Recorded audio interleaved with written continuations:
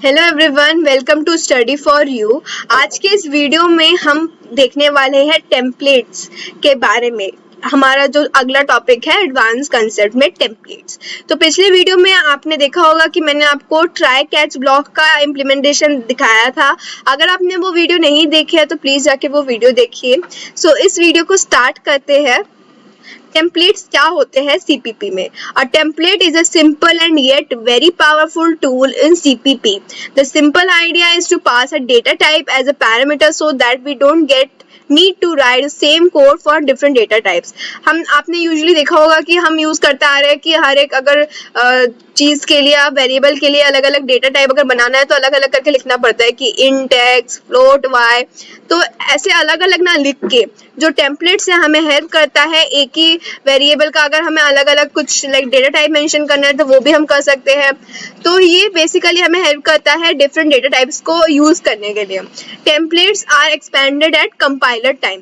Compile time के वक्त हमारे जो ये टेम्पलेट्स है वो एक्सपैंड होते हैं। सो ये एक डायनामिकली एक्ट करते हैं, हमारे जो डेटा टाइप्स है उसको एक्सेस कराने में हेल्प करता है। This is like a macros. The difference is the compiler does keep checking before template expansion. तो कंपाइलर जो ये कंपाइल टाइम के वक्त एक्ट होता है, तो जो कंपाइलर है वो चेक करता रहता है टेम्पलेट के एक्सपेंशन में कि कौन सा डेटा टाइप इसमें हमने लाइक मेंशन किया है उस तरह से। इसके दो टाइप्स होते हैं बेसिकली टेम्पलेट्स के। वो होते हैं हमारे एक फंक्शन टेम्पलेट होता है, एक हमारा क्लास टेम्पलेट होता है। दोनों के बारे में हम डिस्कस करेंगे और दोनों पे हम अलग अलग प्रोग्राम भी आगे के वीडियोस में देखने वाले हैं। तो पहले देखते हैं कि फंक्शन टेम्पलेट्स क्या होते हैं। Function templates, we write a generic function that can be used for a different data type. So generic function के बारे में मैं आपको आगे बताऊंगी। अभी फिलहाल ये नाम देख लीजिए कि ऐसे फंक्शंस जो हम यूज कर सकते हैं डिफरेंट डेटा टाइप्स के लिए। टेम्पलेट्स बेसिकली यूज होते हैं डिफरेंट डेटा टाइप्स के लिए। तो इसमें भी वही चीज है कि ऐसे functions that can be use for different data type. Examples, function template के एग्जांपल है सॉर्ट, मैक्स, मिन, प्रिंट एरे। तो ये जो चीजें हैं, ये जो ऑलरेडी ये सॉर्ट हम यूज करते हैं, मैक्स यूज करते हैं, तो इसके अंदर इनबिल्ट हमारे जो फंक्शंस है वो किसी भी डेटा टाइप को हम उसको अंदर सॉर्ट कर सकते हैं, या अगर हम मैक्स यूज करें तो उसमें मैक्सिमम फाइंड कर सकते हैं। तो ये किसी भी डेटा टाइप पे हम काम करा सकते हैं। ऐसा नहीं है कि सिर्फ इंट पे काम करेगा या फ्लोट पे काम करेगा।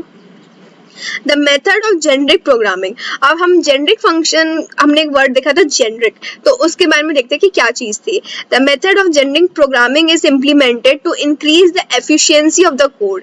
तो ये जो जेनेरिक प्रोग्रामिंग हम यूज करते हैं, क्यों यूज करते हैं? जिससे कि हमारा जो कोड है वो थोड़ा एफिशिएंट वे में हम उसको यूज कर पाए।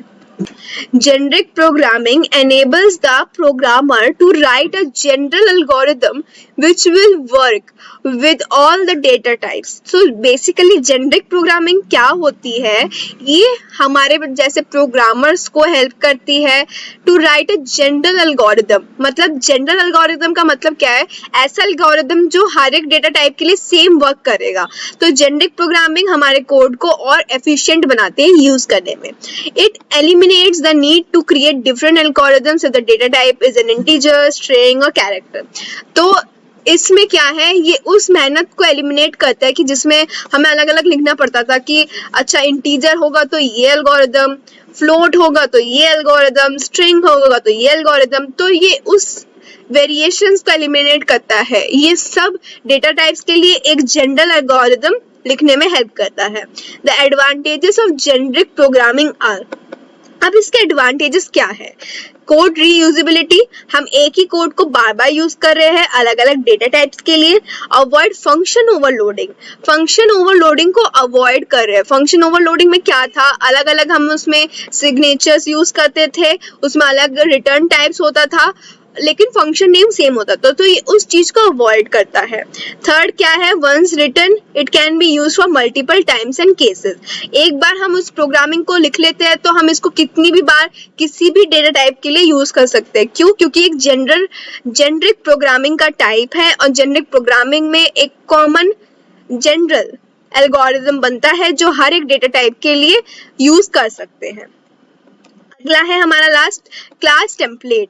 Like a function template, class template are useful when class define something that is independent of the data type. तो फंक्शन टेम्पलेट्स में जैसे कुछ कुछ फंक्शंस देखे थे हमने, नाम पढ़े थे, जैसे सॉर्ट करने के लिए सॉर्ट था, मिन के लिए लाइक मिनिमम कुछ फाइंड करने के लिए मिन था, मैक्सिमम के लिए मैक्स था, प्रिंट एरे मतलब एरे को प्रिंट कराने के लिए कुछ था, प्रिंट एरे था. तो उसी तरह जो हमारा क्लास टेम्पलेट है वो क्लासेस के लिए यूज होते हैं, जो define when a class define something that is independent of the data type. जब हमारा क्लास कुछ डिफाइन करता है जो हमारे डेटा टाइप पे डिपेंड नहीं करता, तो ये उसके लिए क्लास टेम्पलेट्स यूजफुल है. Can be useful for classes like link list, binary tree, stack, Q, array etcetera. तो क्लासेस अगर हम बनाते हैं लाइक लिंक लिस्ट में या binary tree, stack, Q, array, तो इसके लिए हमारा क्लास टेम्पलेट यूज होता है जब हम ऐसे कुछ चीज को डिफाइन करने में हेल्प करेंगे जो हमारा डेटा टाइप पे डिपेंडेंट नहीं होगा.